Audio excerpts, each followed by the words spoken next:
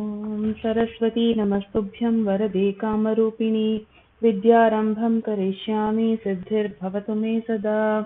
पठामि संस्कृतं नित्यं वदामि संस्कृतं सदा।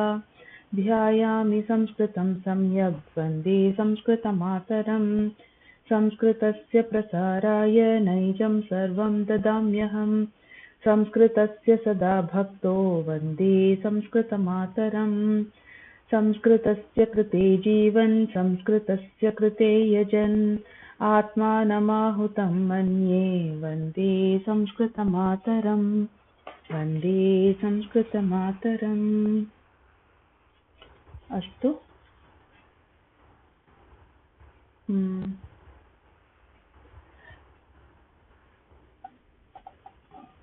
अद्य वयं कर्मणि लोट्लकारः भावे प्रयोगः कुर्मः।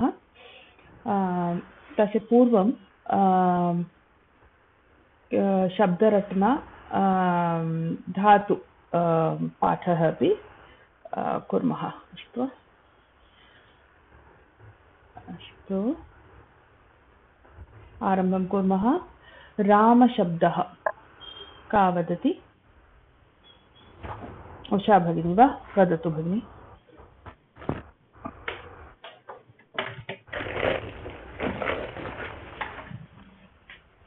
रामशब्द वदतु। 1 मिनिट् भगिनि। अस्तु 1 मिनिट् भगिनि।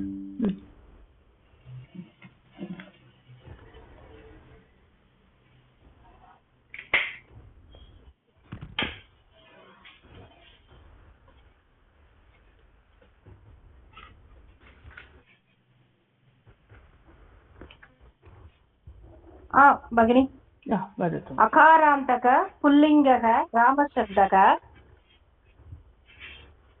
रामः रामौ रामाः रामं रामौ रामान् रामेण रामाभ्यां रामैः रामाय रामाभ्यां रामेभ्यः रामात् रामाभ्यां रामेभ्यः रामस्य रामयोः रामाणां रामे रामयोः रामेषु। हे राम हे रामौ हे रामाः। सम्यक्। अत्र रामाणाम् इति वदनीयम्। अस्तु। रामाणां नास्ति, नकारः भवति। मूणुसुळिनां चलुङ् नकारः रामाणाम्। अस्तु रामाणाम्। ओके भगिनि। अनन्तरं पद्मा भगिनी रामशब्द वदतु। अकारान्तः पुल्लिङ्गः रामशब्दः। रामः रामौ रामाः रामं रामौ रामान् रामेण रामाभ्यां रामैः रामाय रामाभ्यां रामेभ्यः रामात् रामाभ्यां रामेभ्यः रामस्य रामयोः रामाणां रामे रामयोः रामेषु। हे रामौ हे रामाः। बहु सम्यक्। मीरा भगिनी रामशब्दः वदतु। अकारान्तः पुल्लिङ्गः रामशब्दः। रामः रामौ रामाः रामं रामौ रामान् रामेण रामाभ्यां रामैः रामाय रामाभ्यां रामेभ्यः रामात् रामाभ्यां रामेभ्यः रामस्य रामयोः रामाणां रामे रामयोः रामेषु। हे राम हे रामौ हे रामाः। सम्यक्। विजया भगिनी। जी। रामशब्दः अकारान्तः पुल्लिङ्गः रामशब्दः। रामः रामौ रामाः रामं रामौ रामान् रामेण रामाभ्यां रामैः रामाय रामाभ्यां रामेभ्यः रामात् रामाभ्यां रामस्य रामयोः रामाणां रामे रामयोः रामेषु।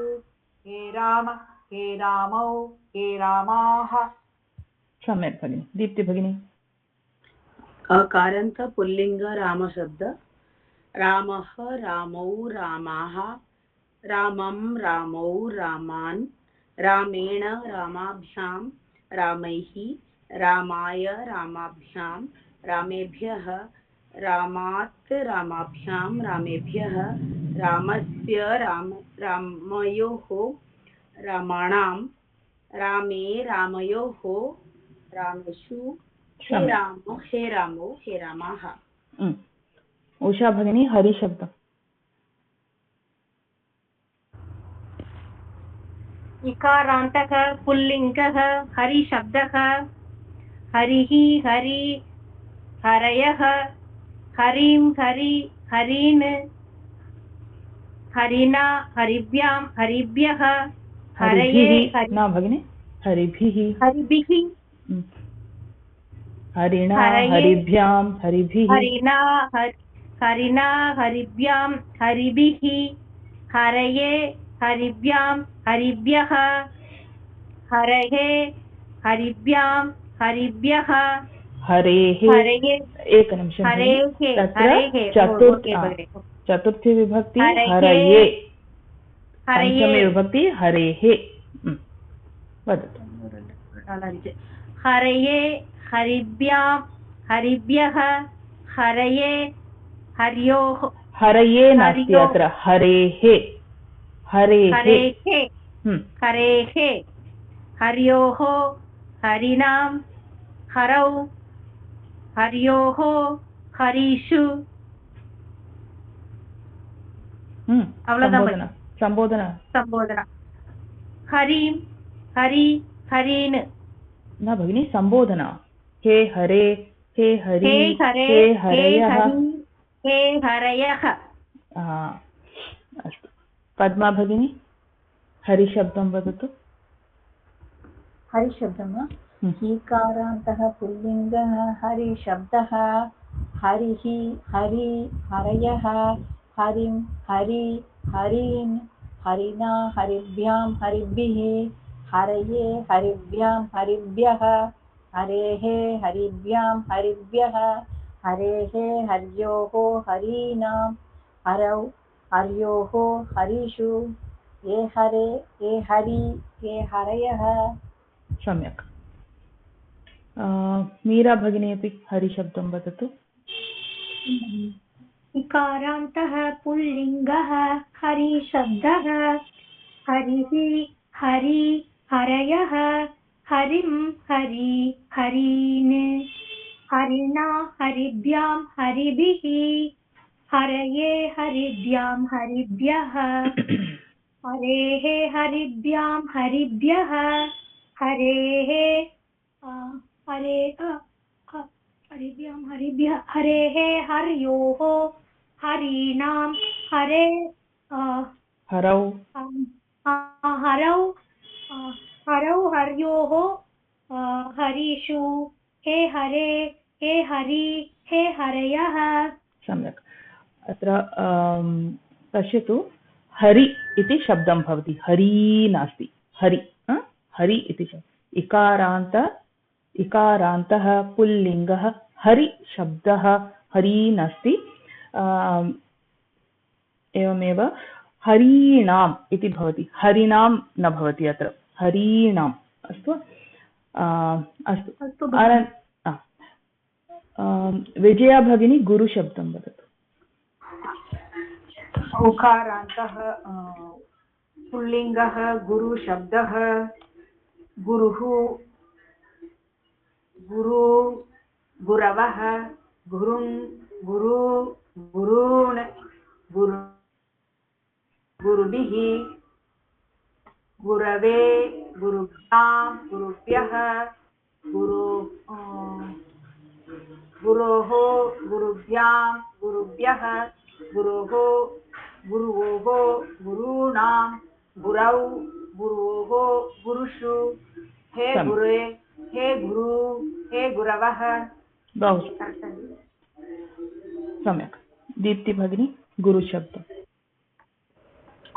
उकारान्त पुल्लिङ्ग गुरुशब्दः गुरुः गुरु गुरवः गुरुं गुरु गुरून् गुरुणा गुरुभ्यां गुरुभिः गुरवे गुरुभ्यां गुरुभ्यः गुरोः गुरुभ्यां गुरुभ्यः गुरोः गुर्वोः गुरूणां गुरौ गुर्वोः गुरुषु हे गुरो हे गुरु हे गुरवः। सम्यक्। अनन्तरं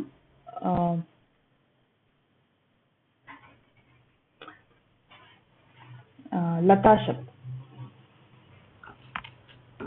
आकारान्त उषा भगिनी।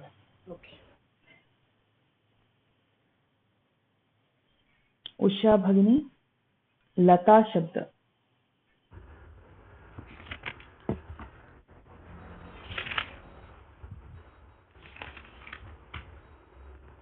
भगिनी இது எந்த பேஜ்ல भगिनी இருக்கு? लता शब्द रमा इति भवति किल? रमा शब्दं भवति वा?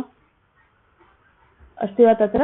रमा रमा वदतु, नो चेत् आकारान्तः स्त्रीलिङ्गः रमा शब्दः वदतु।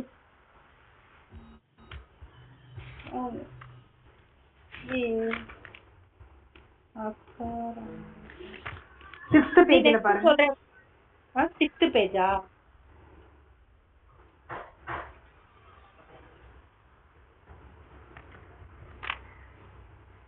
सहारान्तः नाकारान्तः स्त्रीलिङ्गशब्दः इருக்கு भगिनी।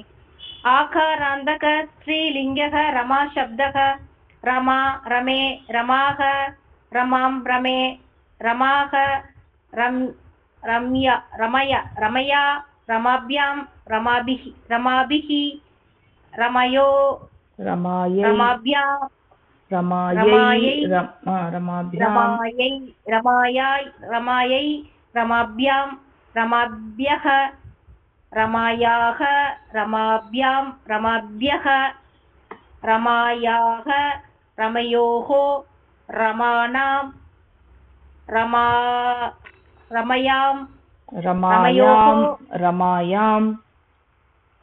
रमायां रमयोः रमाशु हे रमे हे रमाः रमाशु न भवति अत्र। अस्तु रमासु। ओके। पद्मा भगिनी माला शब्द। माला आकारान्तः स्त्रीलिङ्गः माला शब्दः माला माले मालाः माला माले मालाः मालया मालाभ्यां मालाभिः मालायै मालाभ्यां मालाभ्यः मालायाः मालाभ्यां मालाभ्यः मालायाः मालयोः मालानां मालायां मालयोः मालासु हे माले हे मालाः। सम्यक् भगिनी। मीरा भगिनी नदी शब्द। इकारान्तः स्त्रीलिङ्गः नदी शब्दः नदी नद्यौ नद्यः नदीं नद्यौ नदीः नद्या नदीभ्यां नदीभिः नद्यै नदीभ्यां नदीभ्यः नद्याः नदीभ्यां नदीभ्यः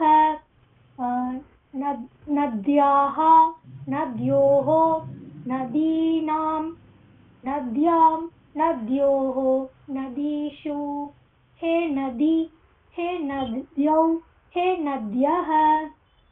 सम्यक्, बहु सम्यक्। अनन्तरं विजया भगिनी मति शब्दं वदतु। इकारान्तः स्त्रीलिङ्गः मति शब्दः मतिः मती मतयः मतिं मती मतीः मत्या मतिभ्यां मतिभिः मत्यै अथवा मतये मतिभ्यां मतिभ्यः मत्याः व मतेः मतिभ्यां मतिभ्यः मत्याः व मतेः मत्योः मतीनां मत्यां मथ अथवा मतौ मत्योः मतिषु मध्ये मथे हे मती हे मतयः। सम्यक् भगिनी, बहु सम्यक्। दीप्ति भगिनी फलशब्दं वदतु।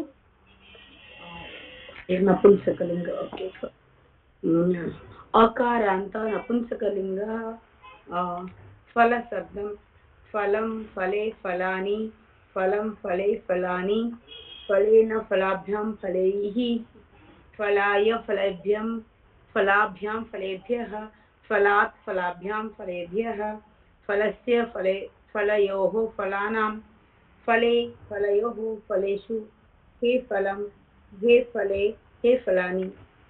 हे फलं नास्ति, हे फल, हे फल फल शब्दः एव अस्तु। Everyone just remember whenever you say this it is not phalam shabdah or pustakam shabdah, okay, not like that. It will always be phala shabdah, pustaka shabdah, tadrisha. अस्तु। That im comes only in the prathama vibhakti. Okay, right, very nice bhagini. उषा भगिनी भवती अपि वदतु, फलशब्द वदतु। अदे इदु वंदु आकारान्तः वदान भगिनी। अकारान्तः नपुंसकलिङ्गः फलशब्दः। दीप्ति भगिनी वदति किल समानम्।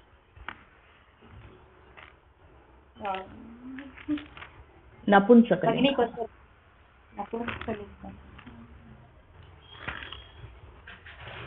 டவுட்டா இருக்கே பகினி, ஒரு 3 பேஜ் தள்ளுங்க வந்துரும்। ज्ञानशब्दः इति भवति वा तत्र? किं भवति तत्र? विजया भगिनी किञ्चित् वदतु भगिनी, कुत्र अस्ति इति। भगिनी சொல்றேன் भगिनी। वदतु। आकारान्तः नपुंसकलिङ्गः। आकारान्तः नास्ति भगिनी, अकारान्तः। आ சொல்லக்கூடாது। अकारान्तः। अकारान्तः नपुंसकलिङ्गः फलशब्दः। फलं फले फलानि फलां फले फलानि फलेन फलाभ्यां फले फलेभ्यः फलेभिः फलैः फलाय फलाभ्यां फलेभ्यः फलात् फलाभ्यां फलेभ्यः फलस्य फलयोः फलानां फले फलयोः फलेषु हे फले हे फले हे फल हे फल हे फल हे फलानि हे फल हे फले हे फलानि हे फल हे फले हे फलानि। Okay, very nice. अनन्तरं कोऽपि वारि शब्दं वदतु। अनन्तरं धातुपाठवत् वारि शब्दमेव। इकारान्तः नपुंसकलिङ्गः वारि शब्दः। वारि वारिणी वारीनि वारि वारिणी वारीनि वारिणा वारिभ्यां वारिभिः वारिणे वारिभ्यां वारिभ्यः वारिणः वारिभ्यां वारिभ्यः वारिणः वारिणोः वारीणां वारिणी वारिणोः वारिषु हे वारि हे वारिणी हे वारीनि। बहु सम्यक् भगिनि। अस्तु, अनन्तरं धातुपाठं कुर्मः। एकवारं लट्लकार पठ् धातु का वदति इदानीं? पद्मा भगिनी वा? लट्लकाररूपं पठ् धातु। पठति पठतः पठन्ति पठति पठतः पठथ पठामि पठाव पठावः पठामः। आत्मनेपदी वन्द् धातु अपि वदतु। वन्दे वन्देते वन्दन्ते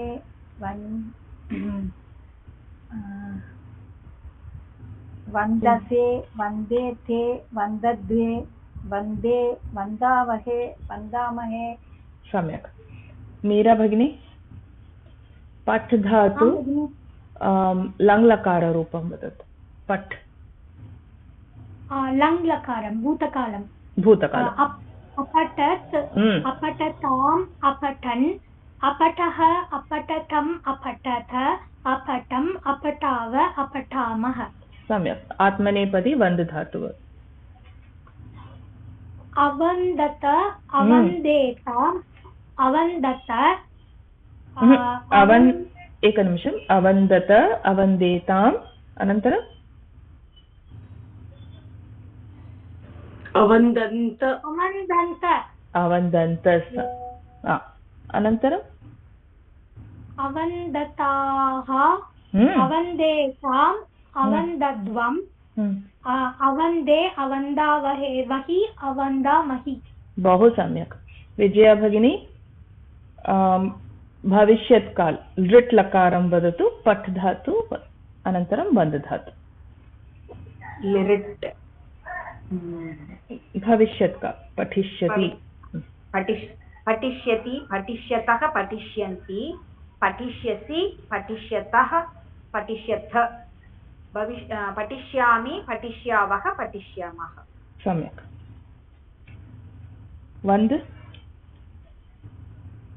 अदे लिट् लकारः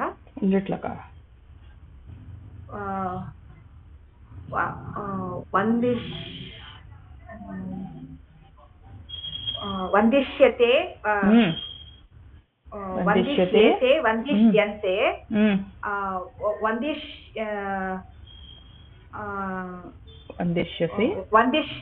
वन्दिष्यसे वन्दिष्येथे वन्दिष्यद्वे सम्यक् वन्दिष्यद्वे वन्दिष्ये वन्दिष्यावहे वन्दिष्यामहे बहु सम्यक् अनन्तरं का अस्ति दीप्ति भगिनी लोट् लकारं वदतु पठ् धातु अनन्तरं वन्द् धातु पठ् धातु परस्मैपदी लोट् लकार पठतु पठतां पठन्तु पठ पठतं पठत पठानि पठाव पठाम आत्मनेपदी धातु वन्द् धातु आत्मनेपदी ओके लोट् लकार वन्दतां वन्देतां वन्दन्तां वन्दस्व वन्देथां वन्दध्वं वन्दै वन्दावहै वन्दामहै बहु सम्यक् उषा भगिनी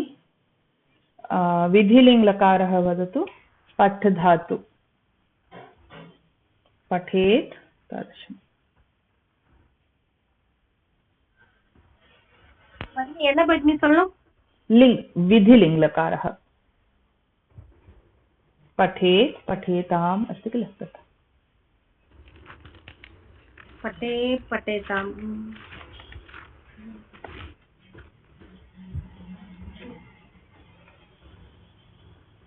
भगिनी வேற யாராவது ட்ரை பண்ணுங்க अस्तु अस्तु पद्मा भगिनी वदतु पठेत् पठेथां पठेयुः पठेः पठेतं पठेथ पठेयं पठेव पठेम वन्देत वन्देत वन्देयातां वन्देयुः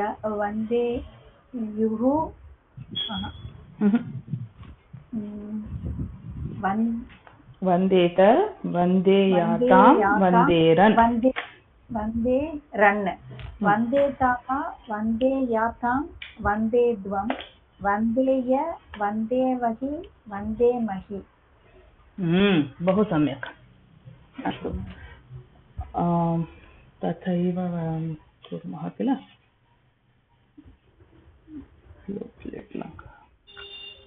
अस्तु okay so we'll start with the class today. Keep practicing Shabda Ratna and Dhatu Patha because that's very important. We should have moved ahead till Dhenu and all these things. We have not done. So we need to do that. Okay. Okay. Today we will learn about Karmani Lot Lakara. Lot Lakara, just now we saw how Lot Lakara forms come, isn't it? So Pathatu, like that we have seen. So in Karmani, how is it going to be? That is what. Okay.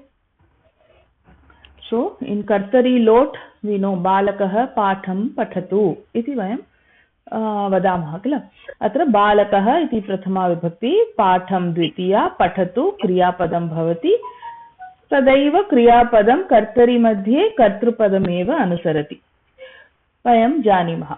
अनन्तरं कर्मणि लोट् लकार मध्ये कथं भवति, बालकेन पाठः पठ्यताम्। सो पठतु इति कथं भवति, पठ्यताम् इति। आत्मनेपदी रूपं वन्द् धातु कथं भवति, लोट् लकार रूपे वन्द् वन्दताम् इति भवति किल, तादृशमेव पठ्यताम् इति। अस्तु, बालकेन इति तृतीया विभक्ति मध्ये भवति, पाठः प्रथमा, पठ्यताम् इति क्रियापदं, क्रियापदं कर्मणि मध्ये कर्मपदम् एव अनुसरति। अस्तु, अतः बालकेन पाठः पठ्यताम् इति रूपं भवति। अस्तु, सो लोट् लकार मध्ये कथं कर्मणि मध्ये कथं रूपं भवति इति वयं पश्यामः।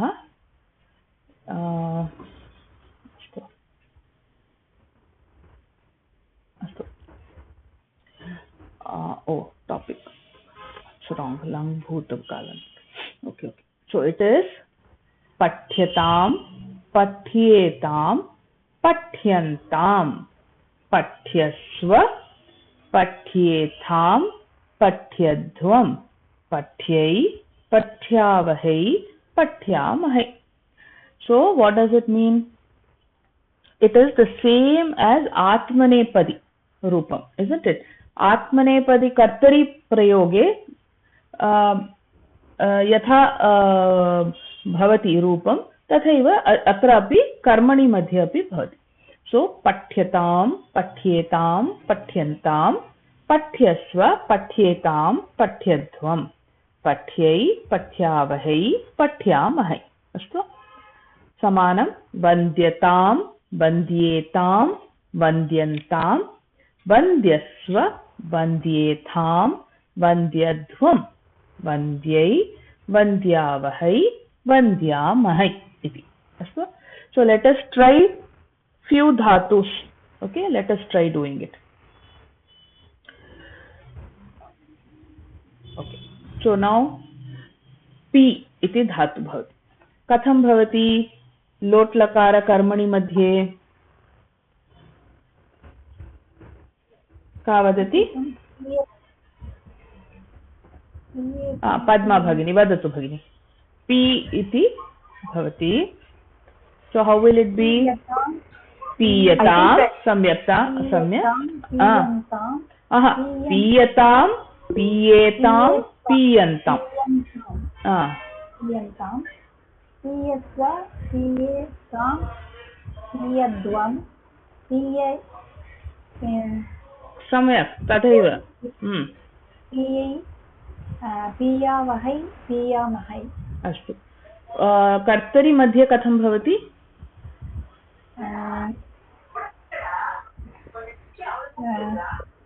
पी धातु कर्तरि मध्ये लोट् लकारः कथं भवति? पीयेतु, पिबतु, पिबतु, पिबतु, पिबतु, पिबतु, पिबतु, अस्तु अस्तु भगिनि, अस्तु अस्तु, enough, अलमेव। I just wanted to know if you understood what is this p dhatu. It is pibatu, isn't it? Pibati. So that we are writing in, because it is karmani, so the form is different. Piyatam iti bhavati. Okay. Nya dhatu. Vijaya bhagini vadu. Bhagini Shamita, heading is wrong. That is what I said. Lung typo. Okay. Nya dhatu va? Nya dhatu.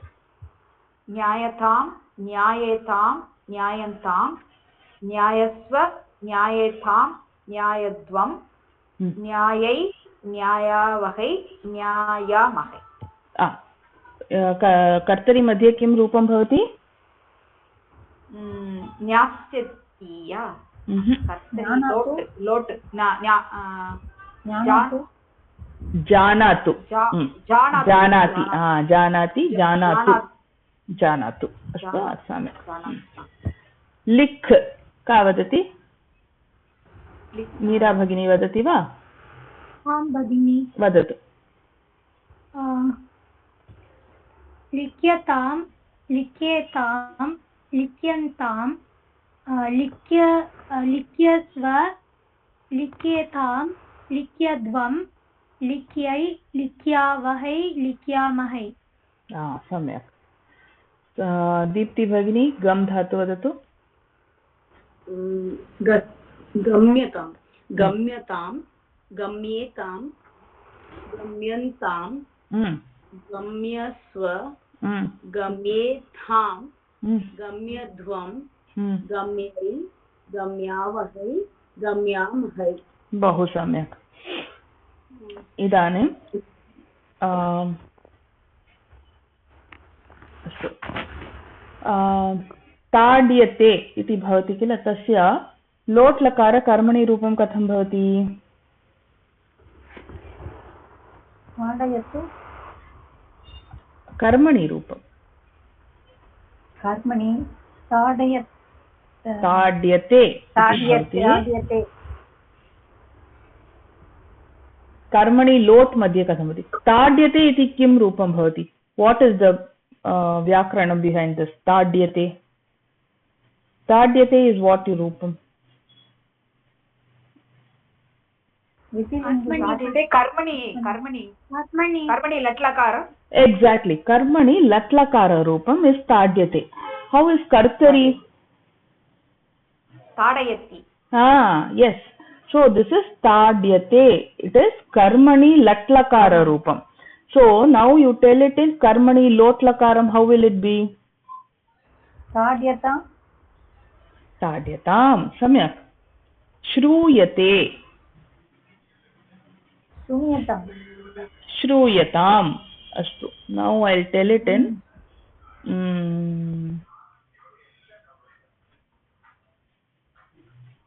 pashyatu tell it in karmani lot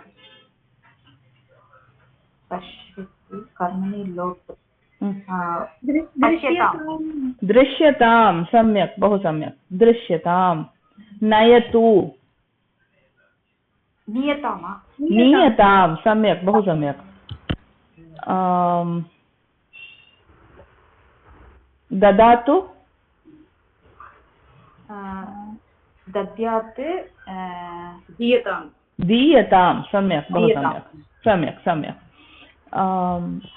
next त्यजतु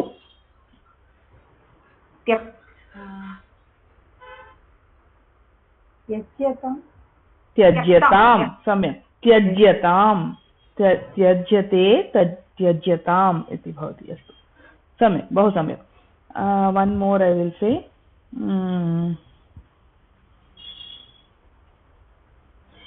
क्षालयति कर्तरि मध्ये क्षालयति क्षाल्यतां सम्यक् okay so clear this one so we'll go to the next one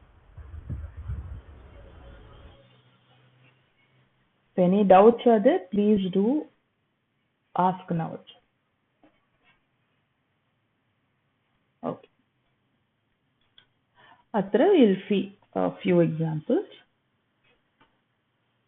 balakena katha patyatam iti bhavati astu so as we always do let us see what are the vachanam what is the vibhakti and everything okay so here first one we have balakena is what vibhakti tritiya vibhakti vachanam kim ekavachanam astu so how will the karmani roopam come sorry I have already written the karmani roopam kartari roopam sorry the pathyatam is there pathyatam iti katha iti strilinge bhavati the katha iti karmapadam bhavati kila so karmapadam eva anusarati pathyatam so is there any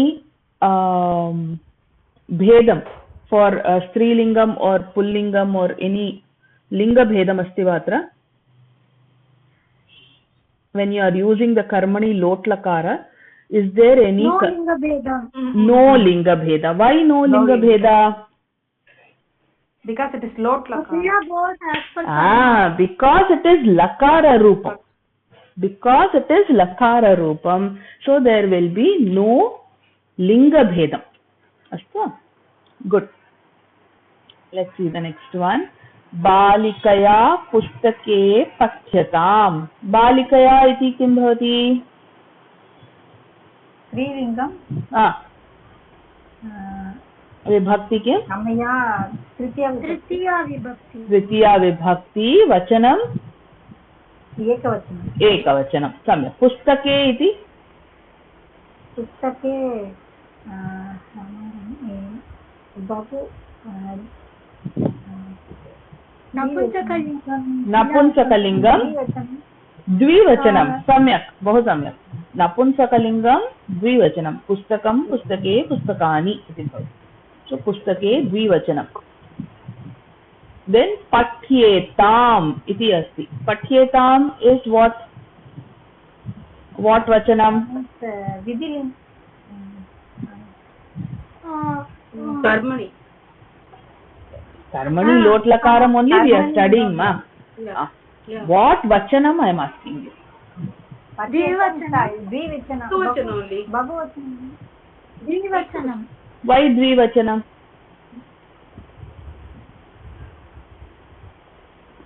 Why dvivachanam?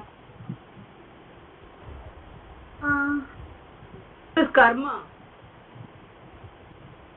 Tell. Why dvivachanam? पुस्तके द्विवचनं. So and this is and this is karmani, so it will always be karma, following the karma padam only. So karma is pustake, which is in dvivachanam. That is why pathyetam is also dvivachanam. Okay, be very clear with this. बालिकया पाठाः पठ्यन्ताम् इति भवति. अत्र बालिकया watt विभक्ति? बहु तृतीया विभक्ति एकवचनं स्त्रीलिङ्गरूपमेव. अनन्तरं पाठाः इति भवति. किं? बहुवचनं पुल्लिङ्गं किल? पुल्लिङ्गं बहुवचनमेव. अस्तु. पठ्यन्ताम् इति भवति. पठ्यन्ताम् इति किं वचनं भवति अत्र? बहुवचनं. Why बहुवचनं? Based on that karmani balika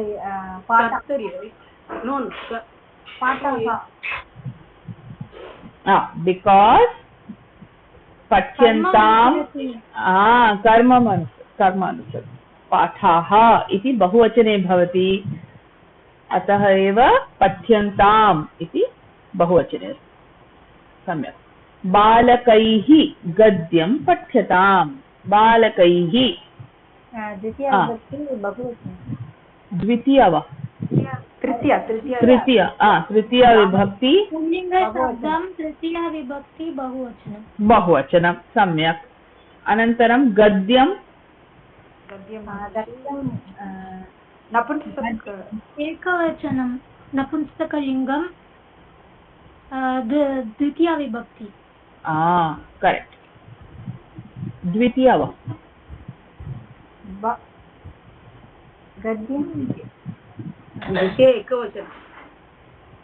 एकवचनमेव. 3-1. प्रथमा विभक्ति गद्यं नपुंसकलिङ्गम् एकवचनं. पठ्यताम् इति एकवचनमेव. Why? Because gadyam is in ekavachanam. Karma padam is in ekavachanam. That is why pathyatam is also in ekavachanam. So always remember lakareshu linga bhedam nasti. Okay? Pullingam, strilingam, napunsakalingam yatkimapi va bhavatu kriyapade bhedah nasti. Ashva? वचनभेदः भवति चेत् निश्चयेन वचनभेदः तत्र you can see the difference. Okay, So next we will do a small exercise on karmani lot lakara. Saha shlokam pathatu. का वदति? तेन श्लोकः पठ्यताम्। पठ्यताम्। सम्यक्। Next रामः वनं गच्छतु।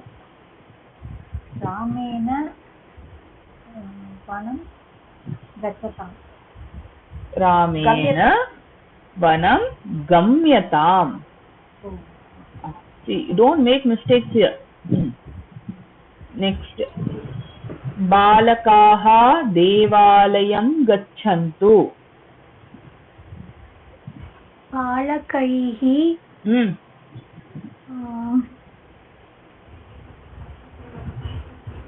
पुल्लिङ्गमेव। बालकैः देवालयं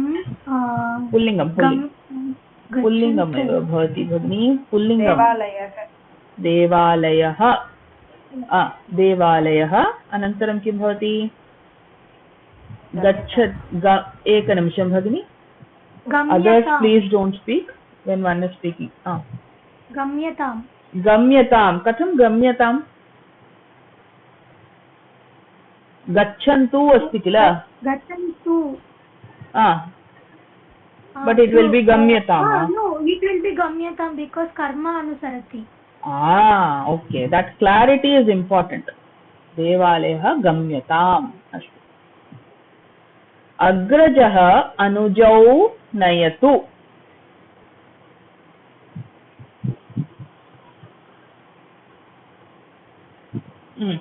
का वदति?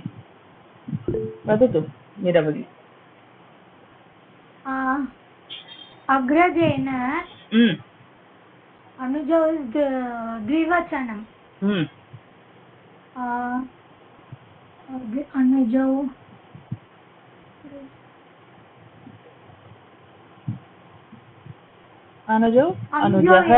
अनुजौ एव। सम्यक्। नयतु इति भवति। नयतु नीयेताम्। बहु सम्यक्। अग्रजेन अनुजौ नीयेताम्। सम्यक्। यूयम् आचार्यं वन्दध्वम्। का वदति? दीप्ति भगिनी वदतु। यूयम् आचार्यं वन्दध्वम्। त्वं युवं यूयं त्वया अहं त्वं युवं यूयं युष्मत् शब्द। त्वं युवां यूयं, right? That's the Then this will be so tritiya vibhakti yushma sabda vaya, that is vaya, I think. I don't remember. बहुवचने अस्ति किल? यूयं बहुवचने अस्ति। अस्मात् भगिनी। युष्माभिः। सम्यक्। युष्माभिः। आचार्यं आचार्यः इति आचार्यः शब्द, राइट? आचार्यः। so बालक युष्माभिः आचार्यः। this is to आचार्य एकवचन, so this will become वन्द्यताम्। सम्यक्। वन्द्यताम्। युष्माभिः आचार्यः वन्द्यताम्। सम्यक्। अनन्तरं पुत्रः मातरं सेवताम्।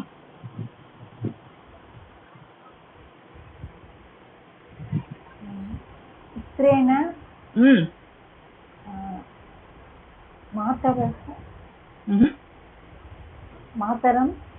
मातरम् इति द्वितीया विभक्ति भवति। प्रथमा विभक्ति मध्ये किं भवति? मातृशब्दं।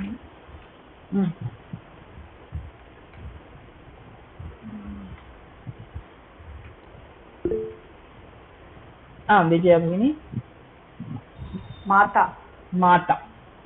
इदानीं वदतु पद्मा भगिनी। पुत्रः पुत्रेण पुत्रेण माता सेव्यताम्। सम्यक् तथैव। बालिका लेखनी क्रीणातु।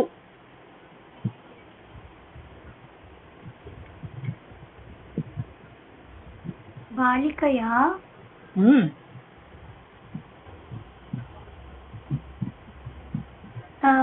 लेखनी इस् बहुवचनं।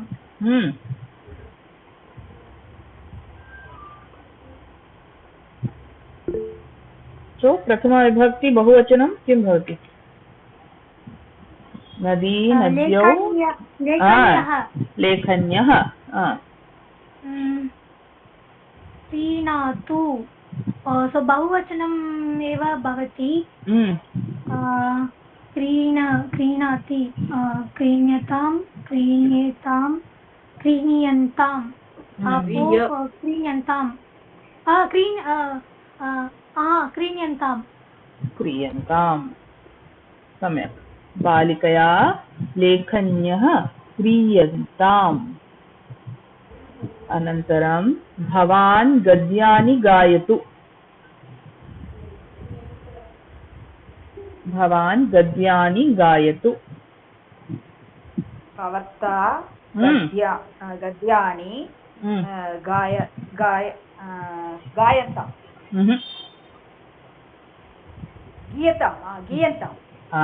गीयन्ताम्। भवता गद्यानि गीयन्ताम्। अस्तु। So karmani lot lakara is clear. Okay. One more very small topic is there. It's the last chapter.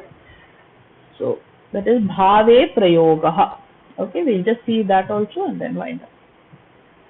So in bhave prayogah, we know that there are two types of dhatu. Vayam drishtavantaha kila. This topic we had taken earlier also. So dhatu madhye सकर्मकः अकर्मकः इति द्वयोः रूपं भवति। Okay, there is one called सकर्मकः धातु, अकर्मकः धातु। सकर्मकः धातु इत्युक्ते यत्र यस्य धातोः कर्म भवति, कर्म अस्ति, ओके, तद् भवति सकर्मकः। यत्र यस्य धातोः कर्म नास्ति तद् भवति अकर्मकः। सो देयर इज अ कर्म पदम, then usually that is called as a sakarmaka dhatu, so which points to a karma padam. Okay, so like pathati, like balakah patham pathati, pathati iti kriya padam bhavati. That kriya padam, what does it say? Kim pathati, kam pathati, tadrisham vayam prashnam kartum shaknumah, where you get an answer for kam, kam, kim, then that is a sakarmakah kriya or sakarmakah dhatu.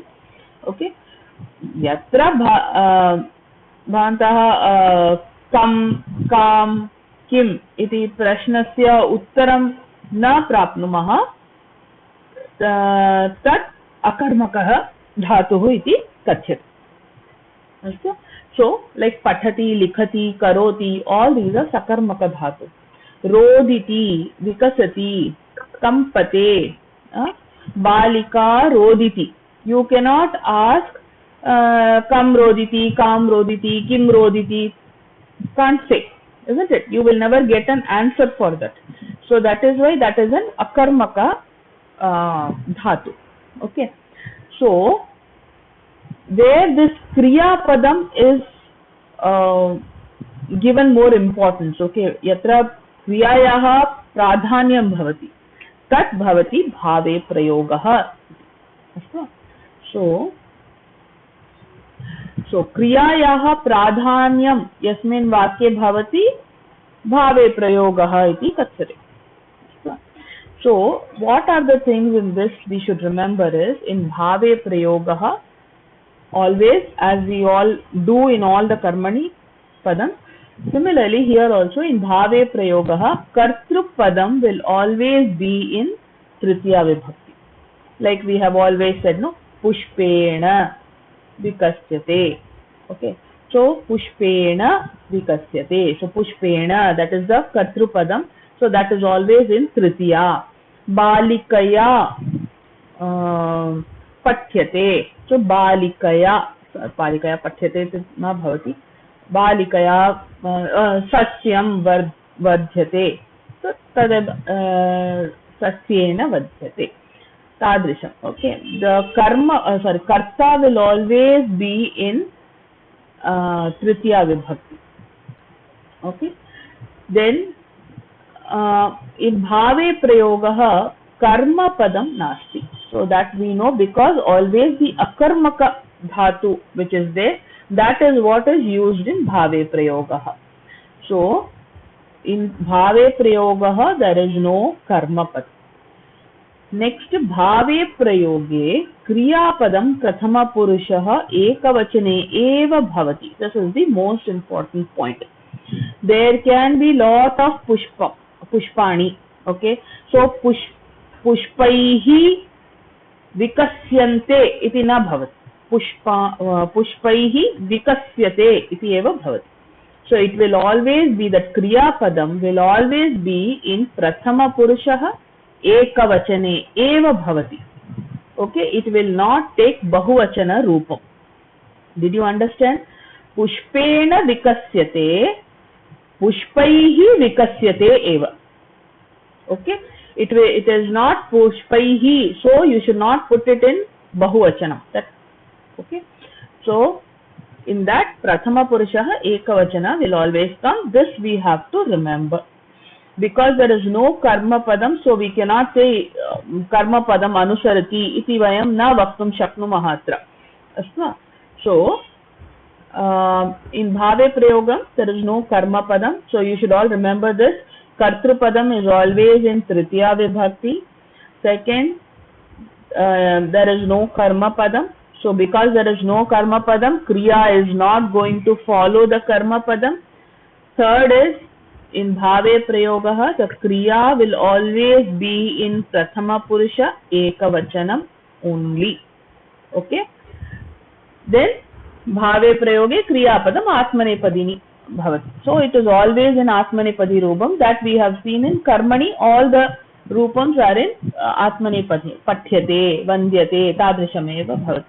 Ataha kriya padam sadaiva atmanepadi roopam eva bhavati. Okay, so these are the points that you should remember. Meera Bhagini, vadatu. Bhagini, in the previous slide, you said that for Roditi and all, we cannot put questions. Yes. I didn't understand that part. See, how do you ask? If somebody is sitting, okay, the boy sat. How will you ask what sat or anything of that kind? Can you ask a question of that sort? You can never ask a question like that, no? For crying, we can ask why he is. Why is different. Kimatam, why is he crying and all is different. But can you ever ask a question with what? Kam, kim, tadrisham, we cannot ask. Dvitiya vibhakti madhya, you can never ask a question. Isn't it? You can never ask a kim, kam or kim. You cannot ask those questions. Tishtati, tishtati eva. Balakah tishtati, balakah tishtati eva. Balakah kam tishtati, balakah kim tishtati, tadrisham vayam na vaktum shaknumah. Prashnah na bhavati tatra. Do you understand? So that means in Sanskrit there is no such question we can put. Pardon me? No, actually the karmani format is in the form of what Bhagini said, 3-1-1 form. That is, it's karma padam anusrutya. If you put the question in karma padam, that is kam, kim, kama, we won't get the answer. Because of that only we are going for that. That's what I think. See, for example, when I am saying balakah patham pathati. Okay, pathati is the kriya padam. Kim pathati va kam pathati, patham pathati. Is there right? You can ask a question like that. But when somebody is crying, so what does it mean? What is he reading? Pathati, what is he reading is the question, right? If you translate it in English, that's how the question forms. The boy is reading a book. What is the boy reading? He is reading a book. You have that, right? Now, for example, boy is crying. What is he crying? Can you question like that? Does it make any sense in asking what is he crying? No. No, it will never make a sense. If a person is sitting, what is he sitting? Can you ask? No, you can never ask that question. It doesn't make sense, right? For few of the actions, there can never be a question with what, right? Okay, so there are specific. Are there any specific Kriya Padam for which only for that only Bhave Prayoga will come? That is what I am saying. Those dhatus which are akarmakaha, where you cannot have a karma padam, those dhatus are called, those dhatus are used for bhave prayoga. Astu Bhagini. Okay, there what happens, the kriyayaha pradhanyam eva bhavati tatra. Kriya is important, right? So that karta or that is doesn't make that much sense. Kriyayaha pradhanyam bhavati. That's it.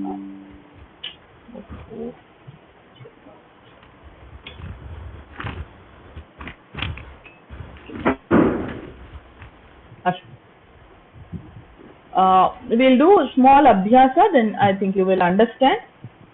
Then we can wind up. These points you remember, that's it. பத்னி, இப்ப இவங்க question கேட்டாங்களா, இது doubt கேட்டாங்க இல்லையா, அதற்குரிய answer வந்து நம்ம ஃபர்ஸ்ட் எக்ஸாம்ல வந்து 4th லெசன்லயே அந்த இது நல்லா எலாபரேட்டா கொடுத்திருக்காங்க. ஓகே. இப்ப மீரா பத்னிக்கு டவுட் வந்தது இல்ல, அதுல வந்து நம்ம படிச்ச ஃபர்ஸ்ட் எக்ஸாம்ல 4th லெசனே அதுதான் கொடுத்திருக்காங்க. அதுலயே இருக்கு கர்ம பதம் அகர்ம பதம் பத்தி. அதுல படிச்சாவே அவங்களுக்கு புரிஞ்சிரும். Okay okay okay. ஹசதி திஷ்டதி அது சொல்லுங்க. ஹசதி திஷ்டதி தாதிஷம். இங்க பாருங்களேன், தமிழ்ல கேட்டிங்கனா எதை யாரை, அதுக்கு ஆன்சர் வரும். எதை யாரை அப்படி அந்த இங்க இருக்கு பாருங்க. பாலிகா ஹசதி, சிறுமி சிரிக்கிறாள். இங்கு எதை சிரிக்கிறாள் என்று கேள்வி கேட்டால் பதில் கூற இயலாது. ஹசதி என்பது அகர்மக கிரியா ஆகும். அதாவது எப்படி சிரிக்கிறாள் அந்த லைன்ல படிச்சு பாத்தீங்கன்னா உங்களுக்கு பிடிக்கும். எதை சிரிக்கிறாள் எப்பவுமே நம்மளால ஆன்சர் பண்ண முடியுமா? எதை சிரிக்கிறாள் எப்படி சிரிக்கிறாள்னா ஆன்சர் வராது. அது நீங்க படிச்சா உங்களுக்கு அது நீங்க ஒண்ணா ரீட் பண்ணாவே புரிஞ்சிடும். ரொம்ப ஈஸி தான் இது. So that is what is akarmaka kriya, correct. So now here you see bhavan uttisthati. Now change it to bhave prayogah. Bhavan will become in tritiya vibhakti, so it will become bhavata. Uttisthati will become utthiyate. Okay, always in prathama ekavachanam eva, prathama purushah ekavachanam eva. So bhavata utthiyate. Okay, similarly do this next one. Taruni upavishati. Taruni iti tarunya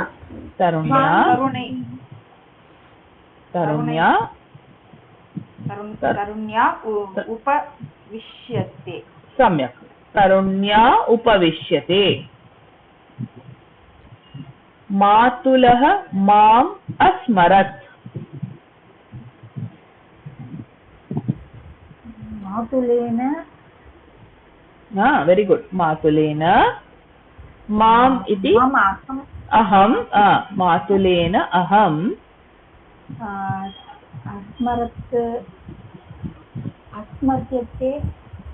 asmarye. Here you should remember that you have to be thorough with all the lakara rupams of karmani. Only then you will be able to answer. Whether it is lat lakaram or lang lakaram. Here it is asmarat iti lang lakara rupena bhavati. So lang lakara karmani rupam katham bhavati, that you should remember and then use it. Okay. Aham iti karma padam bhavati. Sorry, aham iti bhavati. Atah asmarye iti. Next, Chhatrah Vidyalayam Agachat. It is a mix of everything, okay? Not just only Bhave Prayoga.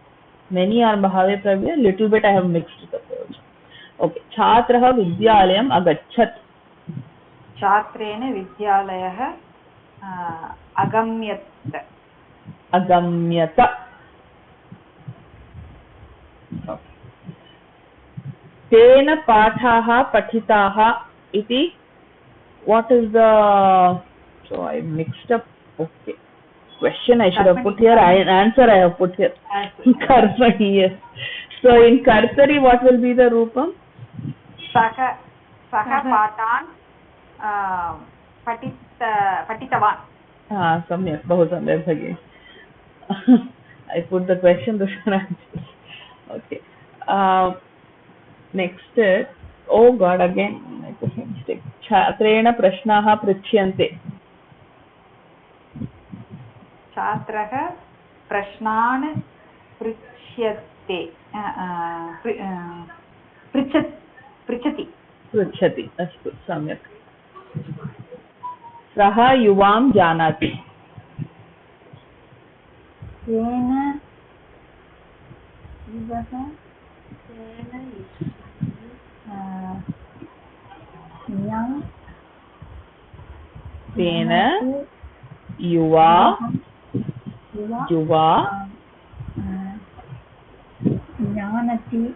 janati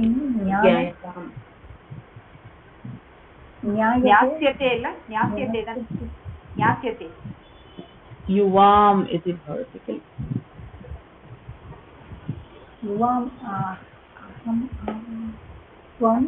Nyasyasi. Tena Tvam Nyasyasi. Think again. Jnayatam. Janati dana. Glatlakarah karmani. Nyasya.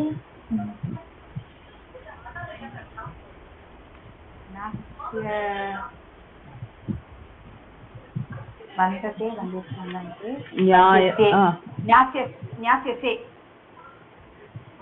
Nyasyate iti katham bhavati kila.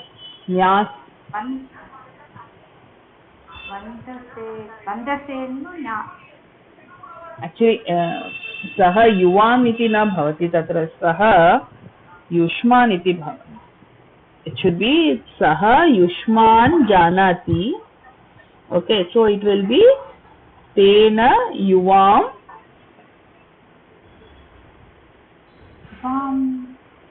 nyayethe.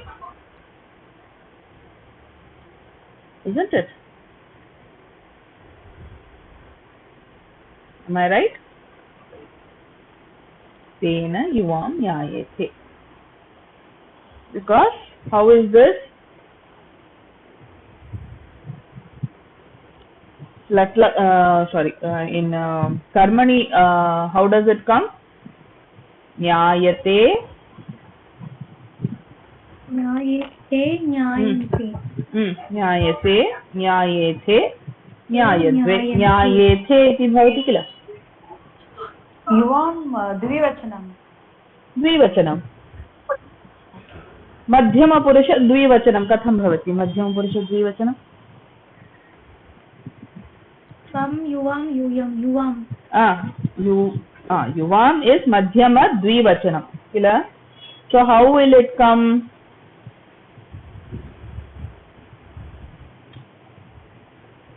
How will it come?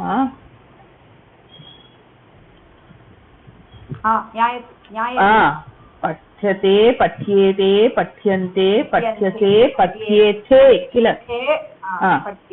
Then pathyadve. So pathyethe iti bhavati kila. Tvam yuvam yuyam. So yuvam is prathama madhyama purusha dvivachanam. Ataha nyayethe iti bhavati. Okay. Okay. So we'll wind up here.